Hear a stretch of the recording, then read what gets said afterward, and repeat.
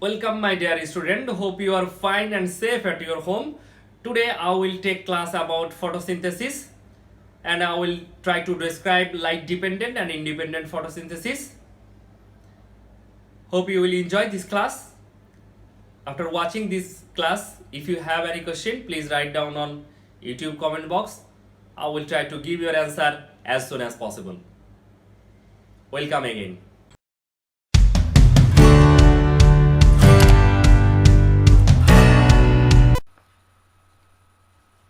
The primary source of energy for nearly all life is the sun.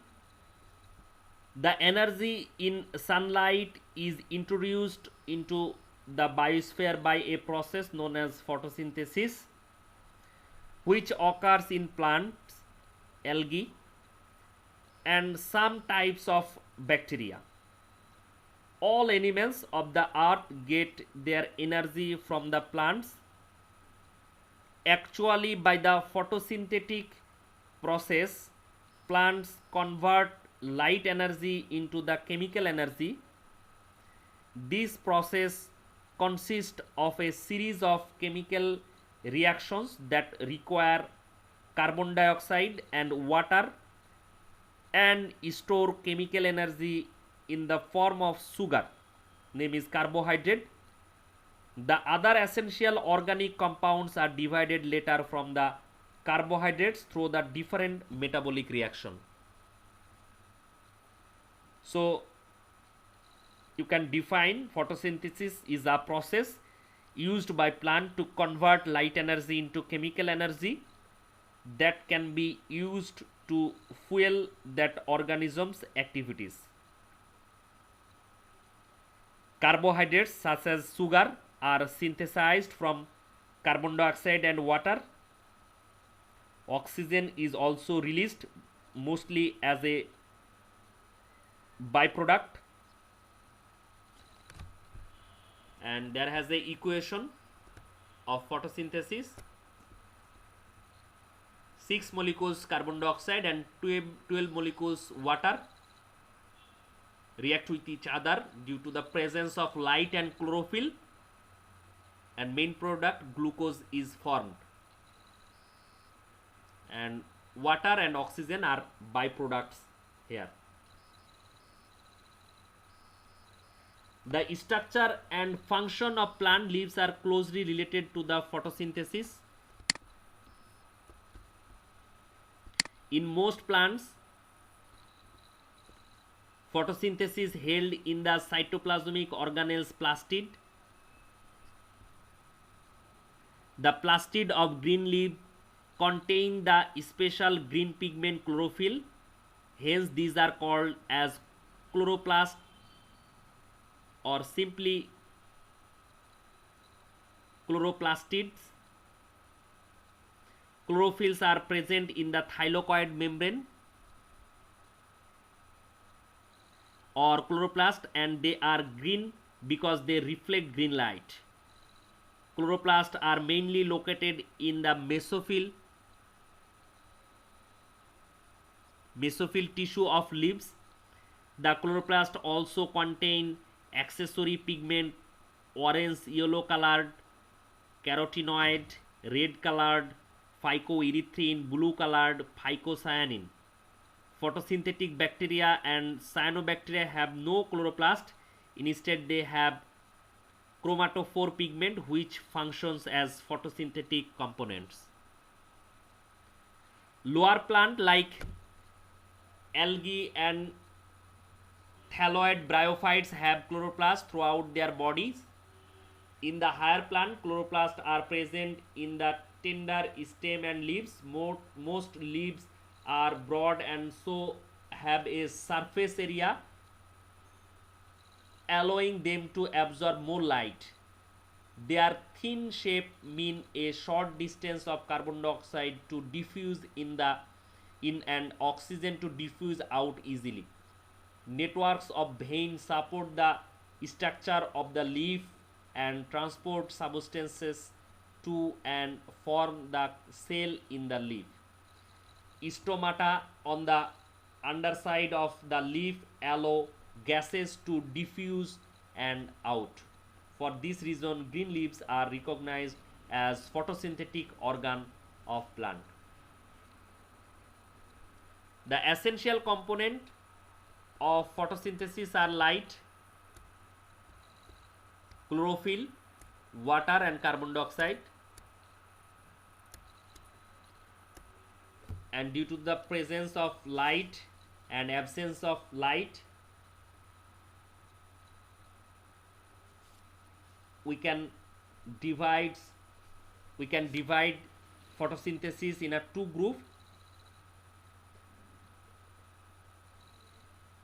In 1930, British psychologist Blackman divides photosynthesis reaction into two parts. First of all, light independent phase or dark phase, and second one is light dependent phase. So light dependent phase you will get more idea in a higher secondary class. The light dependent reaction are held in grana of chloroplast in the presence of light, and the light independent reaction are held in stroma of chloroplast in the absence of light. The light dependent reaction produce ATP and nicotinamide adenine dinucleotide phosphate, and the light independent reaction produce carbohydrate. All produces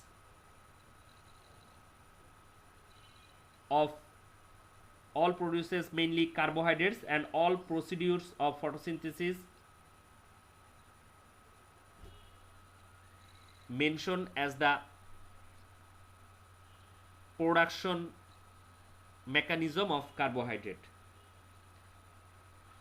The light dependent reaction of photosynthesis is a process by which plant capture and store energy from sunlight. The main function of this reaction is to provide a source of ATP and reduced nicotinamide adenine dinucleotide phosphate, which are used to reduce carbon dioxide in the light independent reactions. At first reaction, the chlorophyll absorb the photons of light and transfer them ATP as chemical energy. In another reaction, water is splitted into electron, protons and oxygen in the presence of magnesium and chlorine. This splitting of water by the light is called photolysis. Hydrogen then reduces nicotinamide adenine dinucleotide phosphate into reduced nicotinamide adenine dinucleotide phosphate, and phosphorylation of ADP to form ATP using the energy of sunlight is called photophosphorylation. Only two sources of energy are available to living organisms: sunlight and reduction oxidation reactions. All organisms produce ATP, which is the universal energy or currency of life. So in your syllabus here, light independent or dark phase, you will get more idea in a higher secondary class. The light independent reaction or dark reactions involve thermochemical reduction of carbon dioxide to form carbohydrates. This was the first stabilized by the Blackman 1905, hence it is also called Blackman's reactions. These reactions occurs in the stroma, the fluid filled area of chloroplast outside of the thylakoid membrane.